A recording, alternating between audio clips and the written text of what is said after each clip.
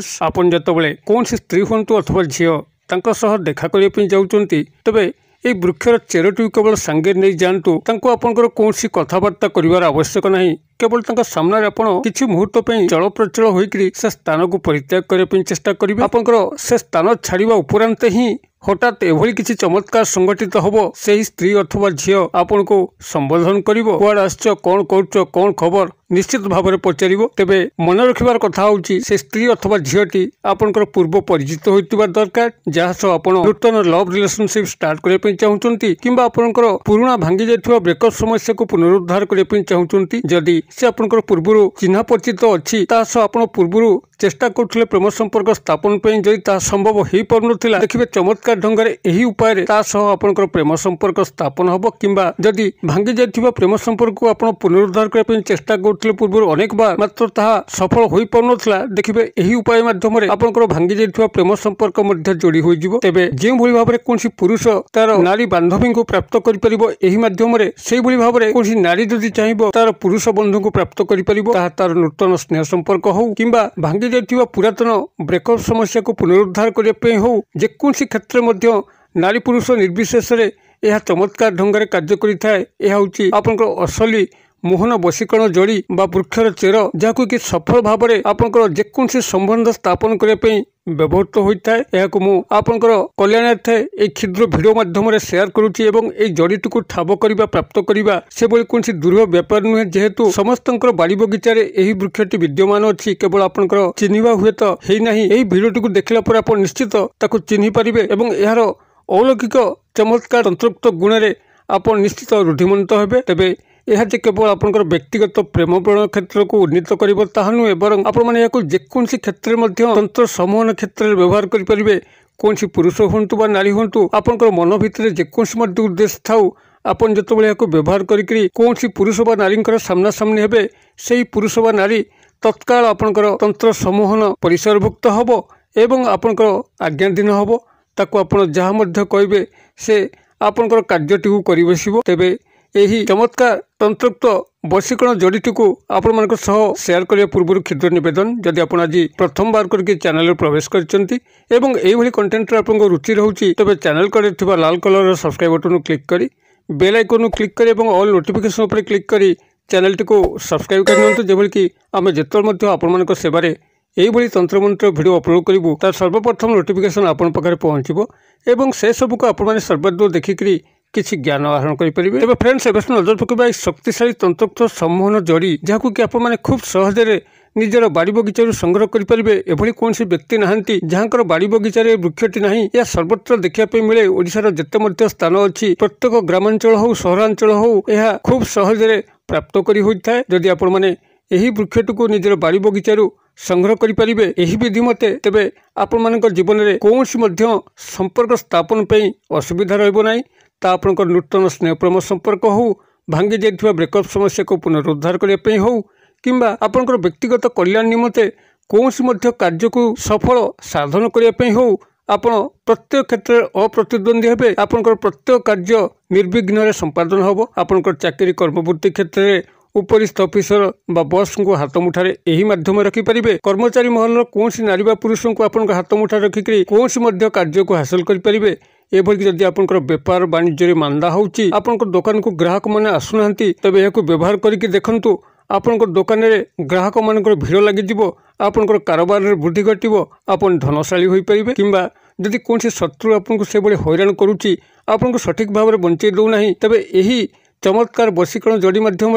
ताकू तंत्र सम्मोहित करी तार शत्रुता कबल आप सबुदिन मुक्त हो पारे आपण मैंने निजर आवश्यकता अनुसार यही तंत्रोक्त वशीकरण जड़ीटी को जेकोसी मते जेकोसी उद्देश्य सफल व्यवहार करेंगे एवं एथिपाई आपको कौन विशेष प्रयत्न करने पड़ो ना जेहेतु यही वृक्षटी आप स्वयं सिद्ध यार सिद्धि शक्ति एत प्रखर जिते कौन व्यक्ति कौन प्रकार उद्देश्य को फलवर्ती करने यह व्यवहार करता वृक्षर अधिष्ठात्री देवी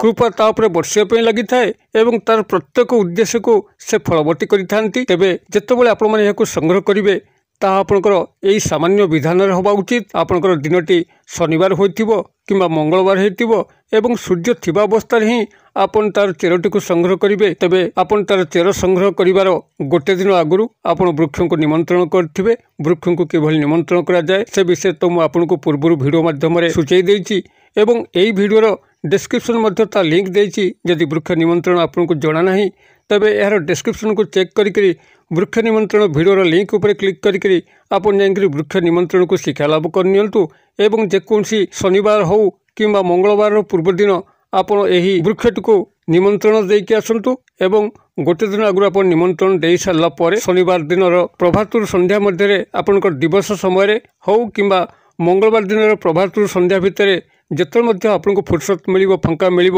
ଆପଣ ସେହି ସମୟରେ ଶୁଦ୍ଧ ପୂତ ହୋଇକରି ଏହାର ଜଡ଼ିଟିକୁ ଯାଇ ସଂଗ୍ରହ କରିବେ। ଆପଣ ଜଡ଼ିଟିକୁ ସଂଗ୍ରହ କରିବା ପାଇଁ ହେଲେ ଆପଣ ବୃକ୍ଷ ମୂଳକୁ ଯିବେ, ପୁନରାୟ ବୃକ୍ଷକୁ ଅନୁନୟ କରିବେ, ହେ ବୃକ୍ଷଦେବ ମୁଁ ଆପଣଙ୍କର ଜଡ଼ିଟିକୁ ସଂଗ୍ରହ କରିବା ପାଇଁ ଆସିଛି, ମୋ ତନ୍ତ୍ରୋକ୍ତ ସମ୍ମୋହନ କାର୍ଯ୍ୟରେ ମୋତେ ସହାୟ ହୁଅନ୍ତୁ। ମୁଁ ସର୍ବଜନ ନିର୍ବିଶେଷରେ ନାରୀ ପୁରୁଷଙ୍କୁ ସମ୍ମୋହିତ କରିକି ମୁଁ ମୋର ପ୍ରତ୍ୟେକ କାର୍ଯ୍ୟକୁ ସଫଳ କରିବା ପାଇଁ ଚାହୁଁଛି। ଏଥିରେ ମୋର କୌଣସି ମନ୍ଦ ଉଦ୍ଦେଶ୍ୟ ନାହିଁ। ଏହିଭଳି ଭାବରେ ଆପଣ ସେହି ବୃକ୍ଷ ଦେବତାଙ୍କୁ ପ୍ରାର୍ଥନା କରିକି ଗୋଟେ ଝଟକାରେ ଆପଣ ବୃକ୍ଷକୁ ଭୂମିରୁ ଅଲଗା କରିବେ ଏବଂ ବୃକ୍ଷଟିକୁ ଆପଣମାନଙ୍କର ଗୃହକୁ ଆଣିକରି ତାର ଚେରଟିକୁ ଅଲଗା କରିକି ତାକୁ ଆପଣଙ୍କର କ୍ଷୀର ଗଙ୍ଗା ଜଳରେ ଧୋଇକରି ଆପଣଙ୍କର ପୂଜା ଘରେ ନେଇକି ରଖିବେ ଏବଂ ଆପଣଙ୍କର ମୁଖଟିକୁ ଉତ୍ତର କିମ୍ବା ପୂର୍ବ ଦିଗକୁ ରଖିକରି ଯଥା ବିଧିପୂର୍ବକ ଆପଣମାନେ ସେଇଠି ପୂଜାର୍ଚ୍ଚନା କରିବେ ଏବଂ ଏ ଯେଉଁ କ୍ଷୁଦ୍ର ମନ୍ତ୍ର କହୁଛି ଏହି କ୍ଷୁଦ୍ର ମନ୍ତ୍ରକୁ ଆପଣମାନେ ସେଇଠି 108 ବାର ଉଚ୍ଚାରଣ କରିବେ। ମନ୍ତ୍ରଟି ଆପଣଙ୍କର ଏଇଭଳି ରହିବ, ଓମ୍ ହ୍ରିମ୍ କ୍ରିମ୍ ସମ୍ମୋହନମ୍ ହୁଂ ଫଟ୍ ସ୍ୱାହା। ମୁଁ ଆଉଥରେ କହିଦେଉଛି, ଓମ୍ ହ୍ରିମ୍ କ୍ରିମ୍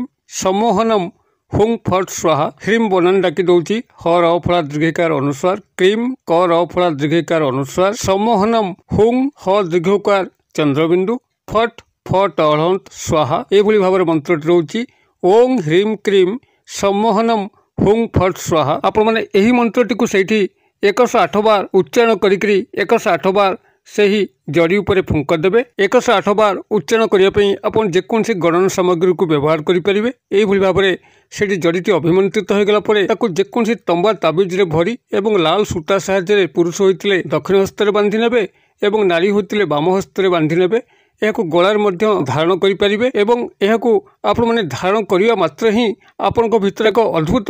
ତନ୍ତ୍ରୋକ୍ତ ସମ୍ମୋହନର ଶକ୍ତି ଫୁଟି ଉଠିବ। ଆପଣଙ୍କୁ ଯେ ମଧ୍ୟ ଦର୍ଶନ କରିବ ସେ ଆପଣଙ୍କ ସାଙ୍ଗରେ ମିଶିବା ପାଇଁ ଲାଳାୟିତ ହେବ, ଆପଣଙ୍କ ସହ ସୁସମ୍ପର୍କ ରଖିବା ପାଇଁ ଚାହିଁବ। ତେବେ ଏହି ଜଡ଼ିଟି ହେଉଛି ଆପଣଙ୍କର ଅପମାର୍ଗର ଜଡ଼ି, ତାକୁ କେହି ଚିର୍ଚିଟା ଜଡ଼ି ମଧ୍ୟ କହିଥାନ୍ତି। ଅପମାର୍ଗ ଆପଣଙ୍କ ସମସ୍ତଙ୍କର ବାଡ଼ି ବଗିଚାରେ ଅଛି। କଣ୍ଟକଯୁକ୍ତ ପାନମଧୁରୀ ଭଳି ଏହାର ଫଳ ଗୁଡ଼ିକ ଲମ୍ବା ଲମ୍ବା ହୋଇଥାଏ ଏବଂ ବୃକ୍ଷ ଗୁଡ଼ିକ ଆପଣଙ୍କର 2 ହାତ 2.5 ହାତ ଉଚ୍ଚର ହୋଇଥାଏ। ଅପମାର୍ଗ ଜଡ଼ି ଏକ ସିଦ୍ଧ ଜଡ଼ି ଅଟେ ଯାହାକି ତନ୍ତ୍ରୋକ୍ତ ବଶୀକରଣ କ୍ଷେତ୍ରରେ ଚମତ୍କାର ଢଙ୍ଗରେ କାର୍ଯ୍ୟ କରିଥାଏ। ଏହି ଅପମାର୍ଗ ଉପରେ ମୁଁ ପୂର୍ବରୁ ଅନେକ ବାର ଭିଡ଼ିଓ ଅପଲୋଡ଼ କରିଛି ଏବଂ ଆପଣମାନଙ୍କର ପ୍ରଶଂସା ଭାଜନ ମଧ୍ୟ ହୋଇଛି। ତେବେ ଏହି ଅପମାର୍ଗ ଜଡ଼ିକୁ ଆପଣ ଯେକୌଣସି ଶନିବାର ହେଉ ମଙ୍ଗଳବାର ଦିନ ଆପଣ ସୂର୍ଯ୍ୟ ଥିବା ଅବସ୍ଥାରେ ସଂଗ୍ରହ କରିବେ, ତାର ଗୋଟେ ଦିନ ଆଗରୁ ନିମନ୍ତ୍ରଣ କରିବେ ଏବଂ ଏହି ବିଧି ମତେ ତାକୁ ପୂଜାର୍ଚ୍ଚନା କରିକି ତମ୍ବା ତାବିଜରେ ଭରିକି ବାହୁରେ ଧାରଣ କରନ୍ତୁ କିମ୍ବା ଗଳାରେ ଧାରଣ କରନ୍ତୁ। ଏହା ଚମତ୍କାର ନିଶ୍ଚିତ ଭାବରେ ଲକ୍ଷ୍ୟ କରିବେ। ଯଦି ଭିଡ଼ିଓଟି ଆପଣଙ୍କୁ ଭଲ ଲାଗୁଥାଏ ତେବେ ଏହାକୁ ଲାଇକ୍ କରିବା ପାଇଁ ଭୁଲିବେ ନାହିଁ, ସାଙ୍ଗସାଥି ମହଲରେ ସେୟାର କରିବା ପାଇଁ ମଧ୍ୟ ଭୁଲିବେ ନାହିଁ। ଭିଡ଼ିଓର କ୍ଷୁଦ୍ର ପରିସର ମଧ୍ୟରୁ ମୋତେ ଏଇଠି ଆଜି ବିଦାୟ ଦିଅନ୍ତୁ। ପୁଣି ଆପଣମାନଙ୍କ ସହ ଦେଖା ହେବ ଆଉ ଏଇଭଳି ଏକ ଶିକ୍ଷଣୀୟ ଭିଡ଼ିଓରେ। ସେ ପର୍ଯ୍ୟନ୍ତ ଦର୍ଶକ ବନ୍ଧୁ ଆପଣମାନେ ସମସ୍ତେ ମଙ୍ଗଳଙ୍କ କୃପାରୁ ଭଲରେ ଥାନ୍ତୁ। ରହୁଛି।